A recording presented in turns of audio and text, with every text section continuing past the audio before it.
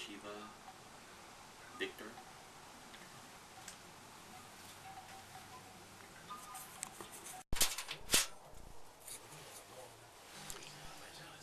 Andre Shiva Victor Tango. Magica. Hey, Magica. Andrew John Silva Shavira Montoya Montano. I'm gonna just touch briefly on how invocation merges with enchantment. It's pretty hypothetical, but I think that personal attraction, aesthetic values, what you find to be attractive, has a lot to do with who you are sharing your life with. Magica.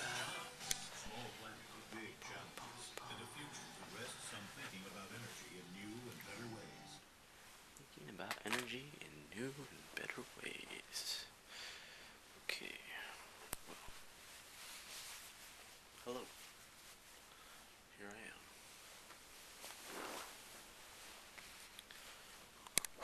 So,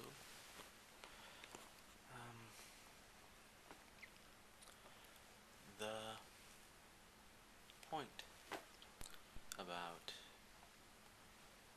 enchantment to invocation is that one's own spirit, not only in the temporal sense, but in an atemporal sense. Imagine a universe in which transmigration is a reality, and in which eternity is real,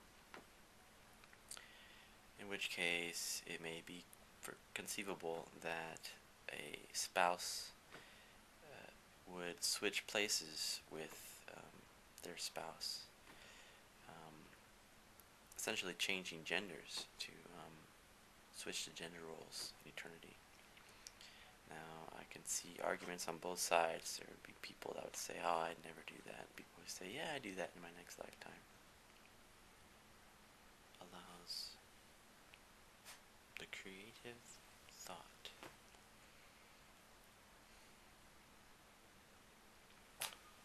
That creative thought can be just about anything.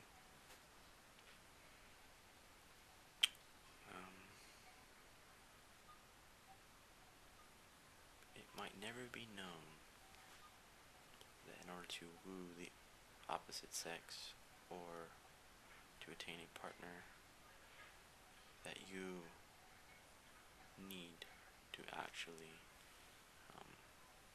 become more like them in the future. I think perhaps given the choice of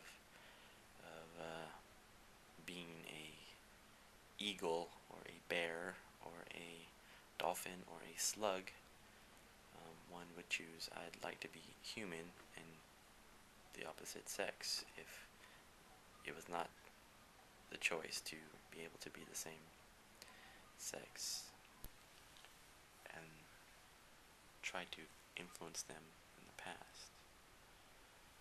But it seems like that might help. And there's a lot of negative input that comes from other people that would say, oh, the person is too manipulative, and then some people would say, oh, I don't like manipulative people. But eventually they have to realize that they are being manipulative, and they might eventually in eternity do the same thing, and then they would have been actually performing the thing that they said the other person not to do. Thinking of something really interesting. Once I was kind of half asleep in my bedroom, and I was thinking of a friend of mine who had gotten in a motorcycle accident, and I was kind of dozing in and out of consciousness. And at one point in time, I don't know how conscious I really was, but I had a very lucid vision, and it was of my friend communicating to me at the point when he was unconscious, and it was a shared vision, and we both saw the same thing in my vision. What it was a cube. It was a green cube made up of energy, kind of like it was a computer screen.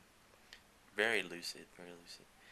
And it had it was turning, and it had a tree on one side, a squirrel, and it was turning, and there was something else on the other side, and it was as if there was this massive processing spirit, this great spirit or computer internet entity that was giving this friend of mine a choice to his next lifetime. He didn't die, but that was what I saw. It was very interesting.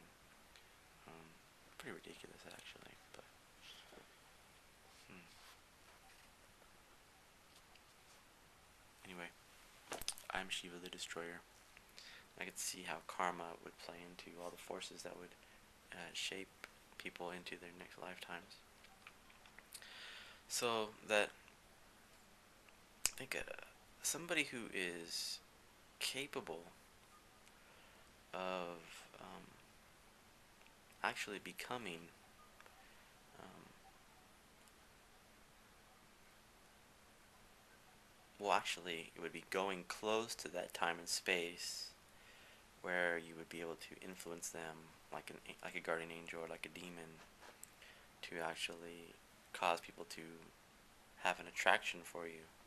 It would be very complex, so you'd have to shape all the things about how they think and kind of just train your whole attention on them as a form of enchantment, as a form of charm.